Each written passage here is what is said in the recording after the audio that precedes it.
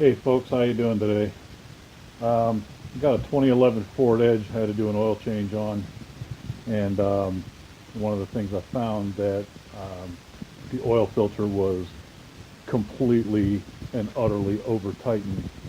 I took it over to Valvoline Instant Oil Change a while back, and that's where I usually take it and get my oil changed. But this time I got such a smoking good deal on an oil and a filter that I decided to do it myself, and I've done them a million times before. You always have to have the right tools no matter what you're doing. Practice safety, safety, safety, um, just to keep yourself, in one piece.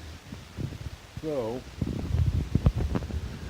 I got a bunch of stuff here to show you that I tried. I ran into an oil filter that was just so stubborn it wasn't coming off no matter what I did. I poked a screwdriver through it, tried to crank on it. All it started doing was tearing the filter itself. I tried everything from a strap oil wrench to these different types. Well, here, let me show them to you. So here's the first one I tried. Actually, yeah, that was the first one I tried.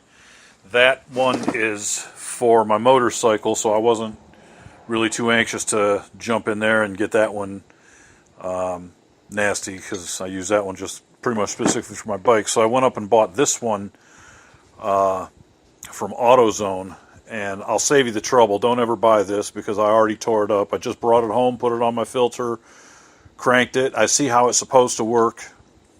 Basically what happens is these spread apart just like that. They go on your filter and they're supposed to grip the filter as you're turning it. Well, as you can see, I bent the snot out of it and the filter never budged. I tried your traditional strap filter, this filter right here. Usually I have pretty good luck with these, especially this one. It's a swivel head, so if you have to get up into a tight space, you can usually do something like that to it to get up in there and crank it. But it's a tight space, and the filter was on there so tight that it wasn't working that way. So I went and bought another one of these that's specifically for the filter I took off of there. And as you can see, I drilled two holes out of it, one there and one there. And what I ended up doing was poking a hole in the side of the filter. You can see it there, which drained all the oil out of the filter. Then I put this on the filter, and then I drilled holes through there, and then I took these bolts and bolted them into the filter, one on either side, and I got them all nice and snug down in there. Sorry about that. I'm not going to put them all the way in there right now for you, but you can see what I did. So you snug those down. You don't have to make them, so if you snug them real tight, you'll end up stripping them and it won't work. And then once you got those snugged down, they'll be flush with the filter.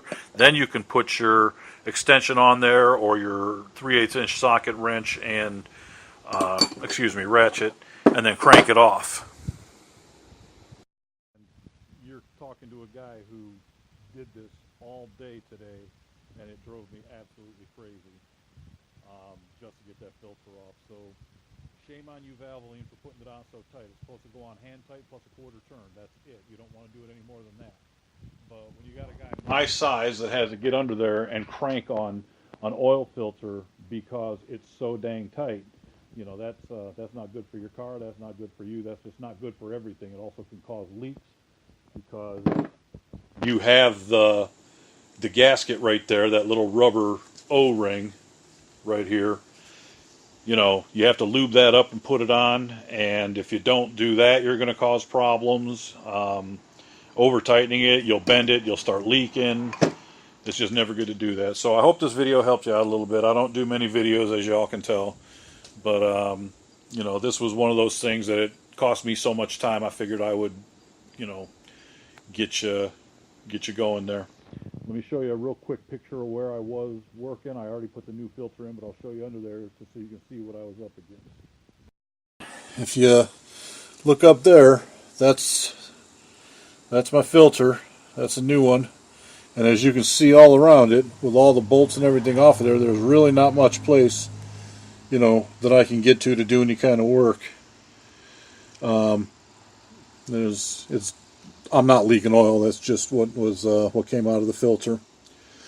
So again, I hope you all found this video helpful. If you liked it, please like and subscribe and leave me a comment in the comment box. I'd appreciate it.